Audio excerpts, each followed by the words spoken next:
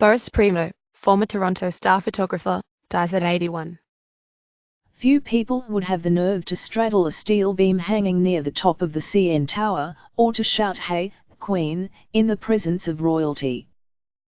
Nothing could stop Boris Spremo from getting his million-dollar photo. The retired star photographer made it his business to document history, whether he was shooting a war or capturing a Canadian Prime Minister during a lighter moment. Spremo has died at the age of 81. He had been diagnosed with cancer in February. He took a turn for the worse last week, according to his family. "He was the light of everyone's life," said his granddaughter Jessica Spremo. "He was constantly cracking jokes. He never took anything too seriously. He was always looking for an adventure." Spremo was born in Yugoslavia and came to Canada in 1957 after a stop in Paris. Following 4 years at the Globe and Mail, he joined the Star in 1966, where he spent 34 years as a photojournalist. He retired in 2000. A member of the Order of Canada who was inducted into the Canadian News Hall of Fame, Spremo received 285 national and international photojournalism awards in a lifetime of photography. His work took him to conflict zones including Vietnam, Grenada, Northern Ireland, Israel, Gaza and Iraq. He documented famine and drought in Central Africa in 1983 and the plight of Kurdish refugees in 1991.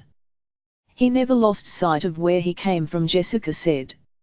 Having that perspective, he could relate to people and have them, be comfortable, if only for a few minutes, in the situations that they were in. He treated everyone the same. Photos he took in Canada stood out. Known for his dogged pursuit to find the perfect shot, Spremo developed a rapport with politicians, including Prime Ministers Pierre Trudeau and John Diefenbaker. In 1976, he captured Diefenbaker in silhouette working on his post-retirement memoirs while at a summer cottage in Barbados. The photo of Canada's Prime Minister, resting in a lounge chair as the sun peeked out from the clouds following a rainfall, secured Spremo one of his many national newspaper awards. Spremo was lauded for his photo of Trudeau the day after the latter won the 1980 federal election. It was one of the most recognizable photos of the former Prime Minister. Kept outside Trudeau's office until his staff finally let Spremo in, the photographer urged him, "Do something for me. Give me a picture." Trudeau decided to fire off an elastic from a paperclip. "That to me is the quintessential Boris picture, right there, because it sums up his personality, his style," said star photographer Richard Lawtons. "Who else is going to get a sitting Prime Minister to sit there behind the desk on Parliament Hill firing elastics?" He was willing to talk anybody into anything. Having known Spremo for 40 years, Lawtons considered him a mentor. He was a mythic figure, this larger-than-life character with a personality you could barely fit in a room, he said. He had this personality, this drive. He would get in anywhere. He would never take no for an answer, Lawtons said. He would step on his own mom for a picture, especially an exclusive. "I always figured he'd be around as long as Mount Rushmore. His face should be up there somewhere," said former staff photographer and senior editor Fred Ross. He worked his ass off to get the right shot. It was important to Spremo to get his photo on the Star's front page the following day. Ross recalled how the photographer would keep track of all his front page pictures and how he'd grow restless, even to the point of nudging Ross for better assignments, when he went a while without one. He never took any pictures. He made pictures. Big difference, Ross said. First class is probably not a definitive enough term for him. He lived and loved to make pictures. That was his whole being. Lawtons said Spremo would just kind of own the paper whenever he was working. "He would see me or anybody else in this place as much competition as anybody else," he said. Then he'd give you that big smile and everyone would go, "Well, that's Boris." Tour star chair and former star publisher John Honderick referred to Spremo as a giant, although I'm not sure that even giant does justice to his career, Honderick said.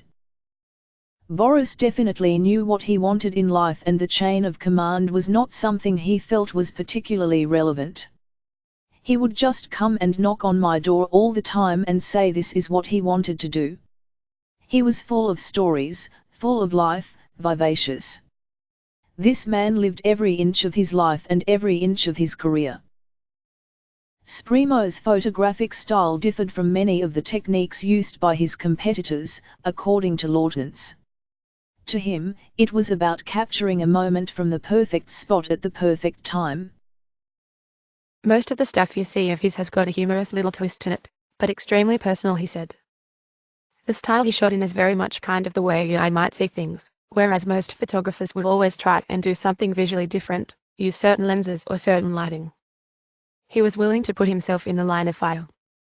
He was willing to risk pretty much everything to get himself in that position to make that image. It was the kind of intimate approach that, kind of, sold the deal. Spremo was not afraid to take readers to the highest of heights. On one occasion, he shot a CN Tower ironwork at 440 meters above ground. He was very famous for climbing up on skyscrapers and doing crazy stunts to get the best angle, said Ken Fort, a former star photographer and photo editor. He was just a bulldog. It was his way or the highway. His sense of humor also had an edge. Tasked with covering a papal visit in 1984, Spremo was on Pope John Paul II's train, which ran from Sherbrooke to Trois-Rivières, Q. As the Pope sat in the fourth car of the train by a window, with a light on him so that people at the stations could see him as the train passed by, media set up camp in the first car. But they grew bored during the long trip, prompting Spremo, partially as a result of some egging on from fellow media, to fold up one of the blow-up cushions into a shape similar to the Pope's mitre, throw on a tablecloth and hold a monopod as a staff. The impression was complete with a papal wave. People started taking photos of him instead of the actual Pope, said Jessica Spremo. When the Pope actually went by, all these people were walking away. The stunt landed him in hot water and some media picked up the story. In another instance, legend has it that Spremo, in attempt to get the attention of a wayward-looking Queen Elizabeth II on a visit to Canada, shouted, "Hey Queen! Look over here." All the protocol guys were, like, "You can't talk to the Queen like that," Lawrence laughed. When Spremo retired from the Star, it was obvious to everyone that he wasn't ready to stop shooting. It's inspiring, not just for journalists everywhere, but for anybody in any occupation, to see a guy who has that fire in his belly his entire life, said Lawrence. Even to this day, I'm still in awe of the guy. For the longest time, he was photojournalism in Canada. Spremo remained active in retirement, playing tennis 5 times a week and spending time at his Lexico cottage, where he loved to be on a boat. He also got tremendous joy out of his 1959 Cadillac, my baby as he liked to call it, according to his granddaughter. In retirement, he kept shooting photos. He never went anywhere without a camera, whether to the store or on a trip, Jessica said. He always said, "You never know where you're going to get that $1 million photo." Spremo is survived by his wife Ika, their 4 daughters and 7 grandchildren.